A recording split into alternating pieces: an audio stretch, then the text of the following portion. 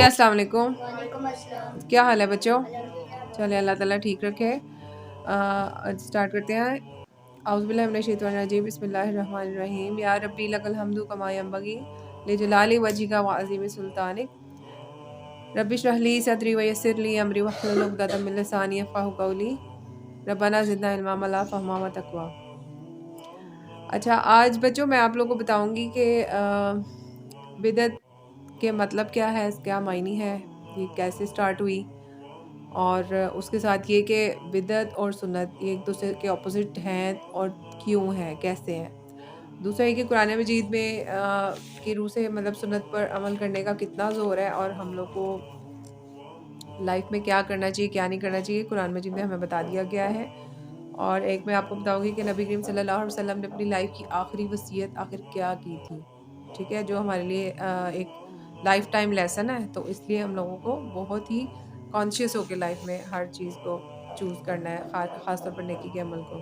اب میں سب سے پہلے بتاؤں گی کہ جو بدعت ہے نا، اس میں یہ ہے، بدعت کا جو میننگ ہے نا وہ یہ ہے کہ ہر وہ عمل جو ثواب اور نیکی سمجھ کر کیا جائے لیکن اس کی اصل یا اس کی بنیاد شریعت میں نہیں آئی، یعنی کہ وہ اسلام کا حصہ نہیں ہے، وہ دین کا حصہ نہیں ہے، لوگ اس کو خود بہت لوگوں نے رائج کر دیا یہ سوچ کے کہ جی کوئی بات نہیں، نیکی کا عمل ہے، کر لیتے ہیں، تھوڑا اور زیادہ کر لیتے ہیں، خود سے ہی کر لیتے ہیں، ملنا تو ثواب ہی ہے۔ جبکہ میں نے آپ کو کئی ویڈیوز میں یہ بتایا کہ آپ نے عمل وہ چوز کرنا ہے جس کا آپ کو اوتھینٹسٹی پتہ ہو کہ اس کا ثواب پکا ہے، ٹھیک ہے، آخرت میں بھی اس کا اجر ملے گا، اللہ تعالیٰ بھی اس سے راضی ہوں گے۔ تو بیسیکلی آپ نے ہمیشہ لائف کا اصول بنانا ہے کہ چوز وائزلی، کیونکہ آپ کی لائف میں دو آئیں گے راستے، یا سنت آئے گی یا بدعت آئے گی۔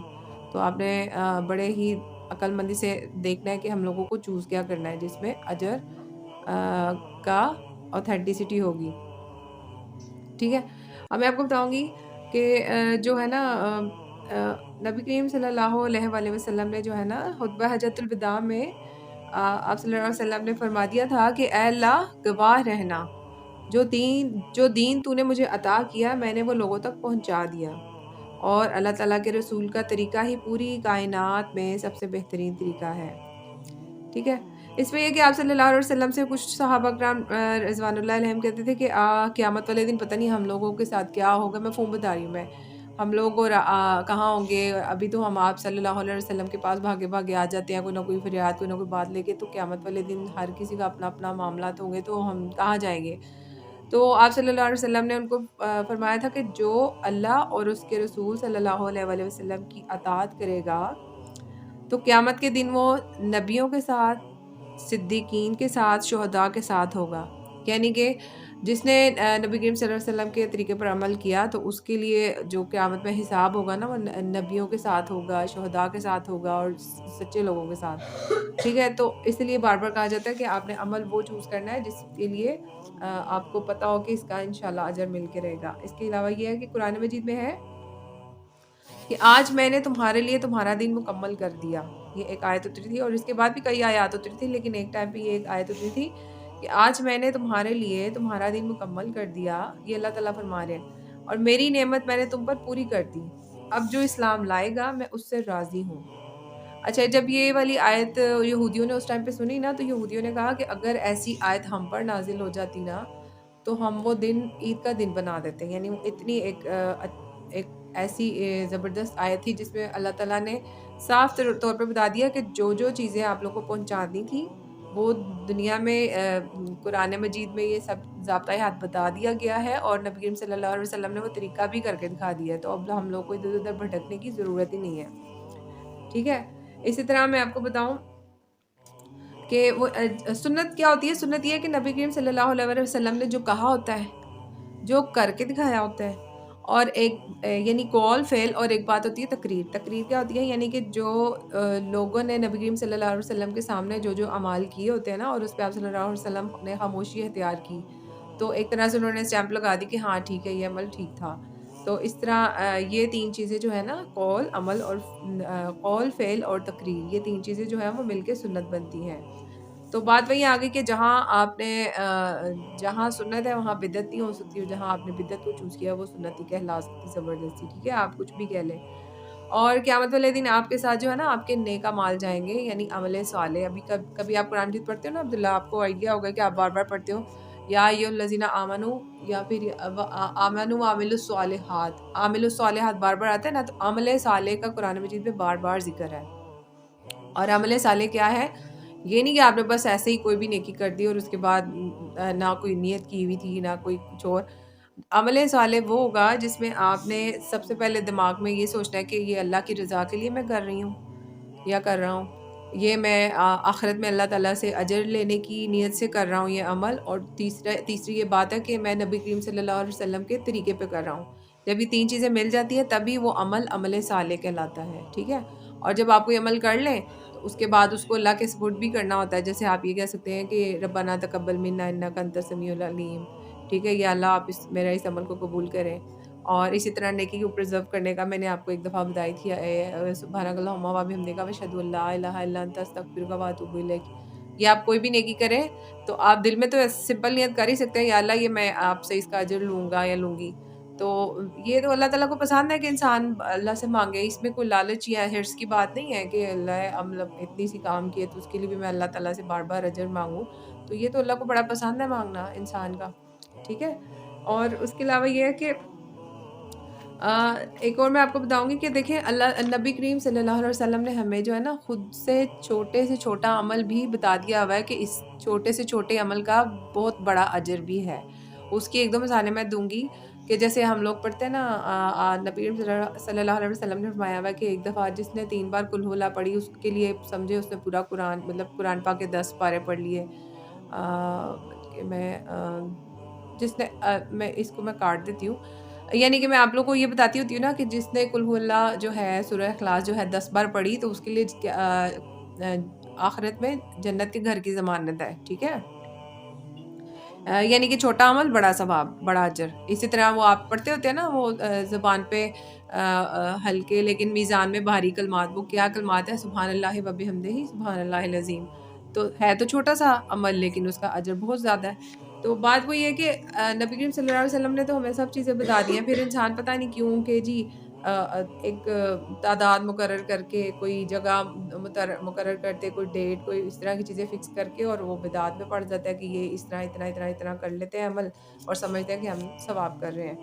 ٹھیک ہے. اور سب سے زیادہ پرابلم یہ ہے کہ بدعتی جو ہوتا ہے نا اس سے شیطان بڑا خوش ہوتا ہے. اس کی وجہ یہ کہ بدعتی یہ سمجھ کے کر رہا ہوتا ہے ہر ایسا عمل کہ وہ سمجھ رہا ہوتا ہے میں تو ثواب کا کام کر رہا ہوں. ٹھیک ہے. اور وہ سمجھ رہا ہوتا ہے میں نیکی کا کام کر رہا ہوں، اتنی بار یہ پڑھ رہا ہوں اور میں دیکھو اللہ کا نام ہی تو لے رہا ہوں، میں ذکر ہی تو کر رہا ہوں. لیکن اگر وہ نبی کریم صلی اللہ علیہ وسلم کے طریقے پہ نہیں ہے، اللہ کے قرآن کے مطابق نہیں ہے، تو اس کا مطلب ہے وہ اجر ضائع ہے. تو ایسی بیوقوفی کرنے کا کیا فائدہ کہ آپ ٹائم بھی لگائیں سب کچھ کریں لیکن اس کے بعد آپ کو یہ بھی پتہ نہ چلے کہ جی میرا عمل ضائع ہو جائے گا. اور شیطان کو سب سے زیادہ عمل یہی پسند ہے کیونکہ لوگوں کو پتہ ہی نہیں چلتا کہ ہم نے اس چیز سے توبہ بھی کرنی ہے. وہ اپنی طرف سے نیک عمل پہ ہی لگے ہوتے ہیں. ٹھیک ہے. تو اپنی انرجیز آپ جو نیکیوں پہ لگاتے ہیں اس کو سیو کرنا بھی سیکھیں. ٹھیک ہے. اب اس میں ایک اور چھوٹی سی یہ بات بتاؤں گی کہ جو ہے نا کچھ صحابہ کرام جو ہے وہ نبی کریم صلی اللہ علیہ وسلم کے پاس آئے اور فرمایا کہ کچھ امیر صحابہ ایسے ہیں جو اللہ تعالیٰ کی راہ میں خرچ کر دیتے ہیں جس کی وجہ سے وہ تو نیکیوں میں بہت بڑھ جاتے ہیں، اور ہم لوگ تو غریب ہیں اور ہم اللہ کی راہ میں خرچ نہیں کرتے تو ہم ان کے ساتھ نیکیوں میں کیسے برابر ہوئے نا. تو آپ صلی اللہ علیہ وسلم نے فرمایا کہ آپ 33 بار سبحان اللہ، 33 بار الحمدللہ اور 33 بار اللہ اکبر 34 بار پڑھ لیا کریں ہر نماز کے بعد. ٹھیک ہے. تو آپ ان نیکیوں میں ان کے ساتھ آ سکتے ہیں. تو اگلے دن یہ ہوا کہ جب صحابہ کرام سارے گئے نا یہی کرنے اس نماز کے بعد انہوں نے یہ عمل شروع کیا اور گنتی گن کے پڑھنے شروع کیا. تو آپ صلی اللہ علیہ وسلم تو صحابہ نے کہا، امیر جو صحابہ وہاں پہ جماعت میں تھے نا انہوں نے کہا یہ آپ لوگ کیا عمل کر رہے ہیں؟ تو انہوں نے جب بتایا کہ ہم لوگ تو آپ کی کمپلین لے کے گئے تھے نبی کریم صلی اللہ علیہ وسلم کے پاس کہ امیر صحابہ تو اللہ کی راہ میں خرچ کر کے جو ہے نا وہ نیکیوں میں بڑھ جاتے ہیں، تو پھر یہ ہم لوگ کیسے ان کے برابر آئیں؟ تو پھر نبی کریم صلی اللہ علیہ وسلم نے ان کو یہ عمل دیا تھا. تو وہ جو امیر صحابہ تھے انہوں نے بھی وہ عمل پھر سے شروع کر دیا. اب ان کو پھر فکر کہ اب یہ عمل ہم لوگوں نے برابری کے لیے کیا تھا. اب ہم اگلے دن پھر وہ چلے گئے نبی کریم صلی اللہ علیہ وسلم کے پاس. کہ جی اب تو وہ یہ عمل وہ بھی کرنے لگ گئے ہیں، وہ تو پھر ہم سے نیکیوں میں بڑے ہوئے ہیں. تو آپ صلی اللہ علیہ وسلم نے فرمایا کہ یہ تو اللہ کا فضل ہے، یہ جو مال و دولت ہے یہ تو اللہ کا فضل ہے، وہ جسے چاہے دے دے.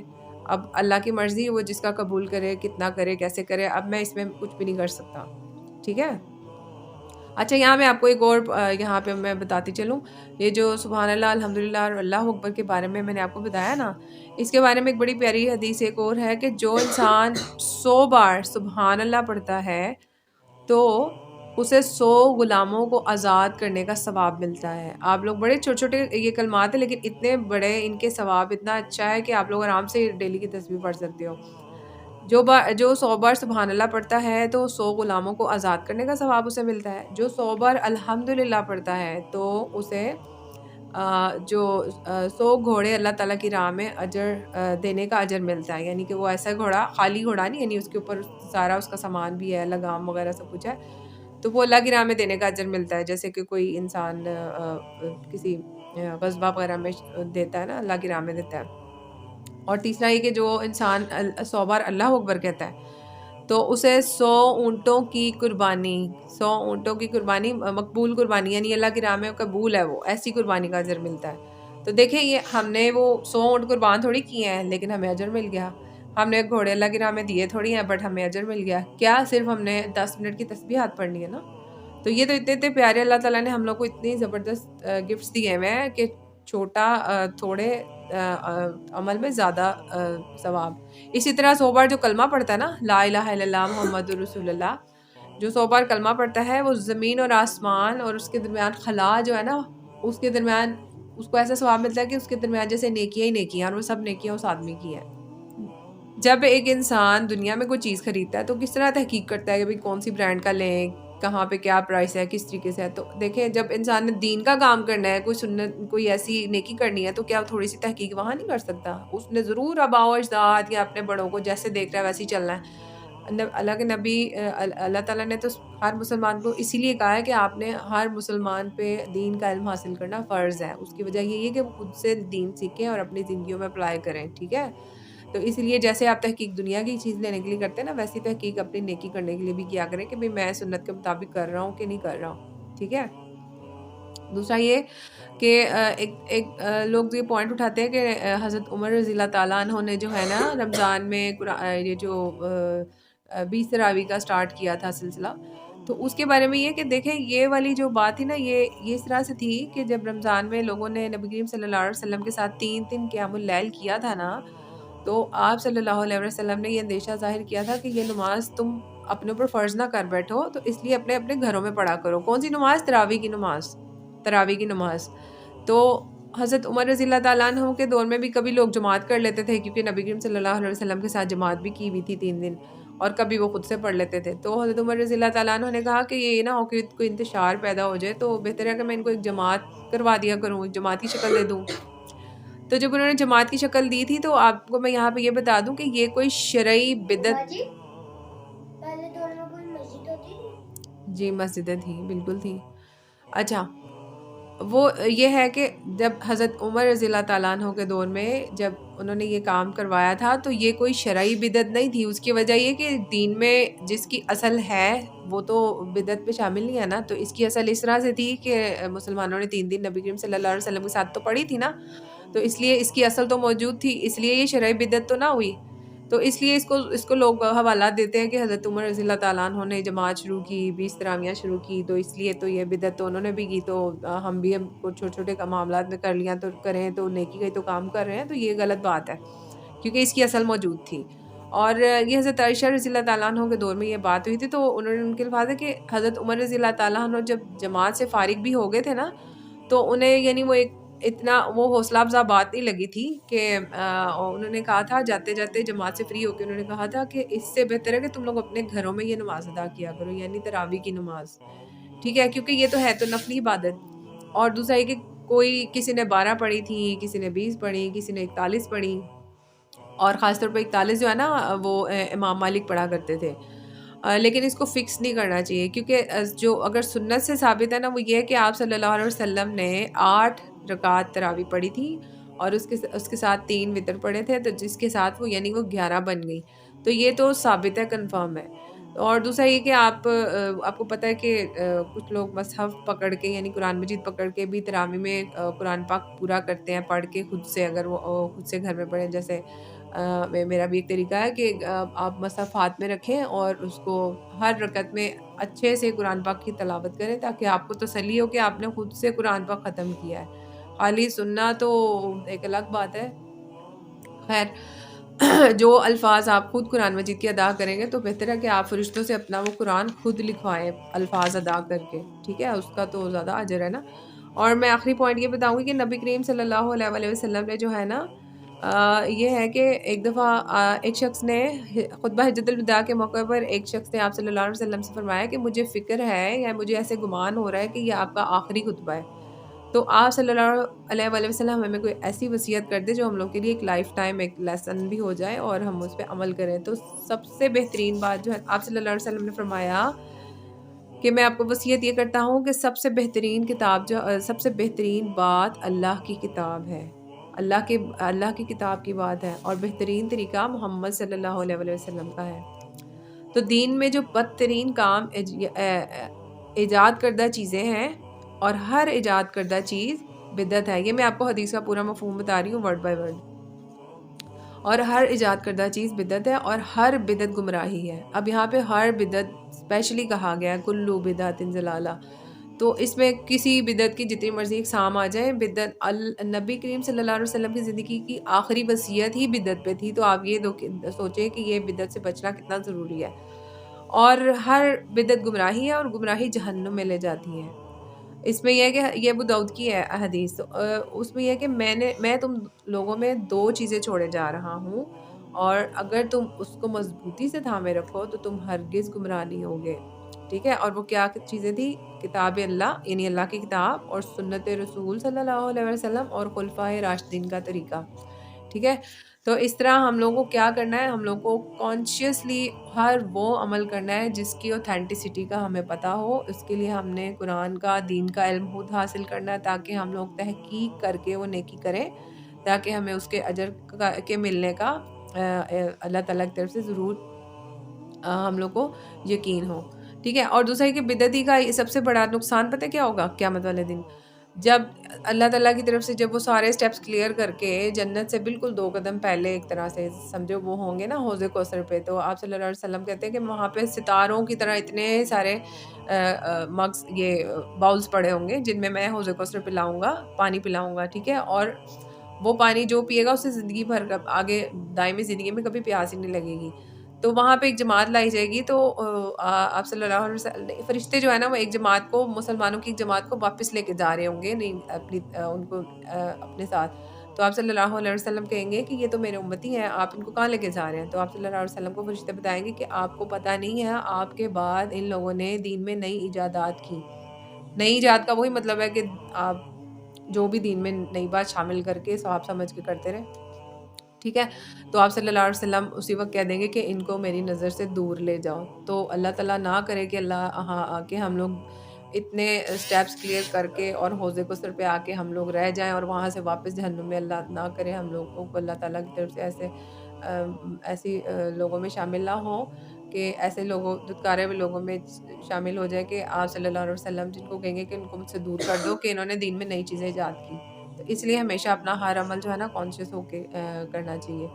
تو باقی بدعتی کے سب سے بڑی جو نقصان ہوگا نا وہ حوض کوثر سے محرومی ہو جائے گی اس کی، وہاں سے اس کو پانی نہیں ملے گا. وآخر الدعوانا ان الحمد للہ رب العالمین. سبحانک اللہم و بحمدک اشہد ان لا الہ الا انت استغفرک و اتوب الیک. بلغ عنی ولو آیا. Like, share and subscribe.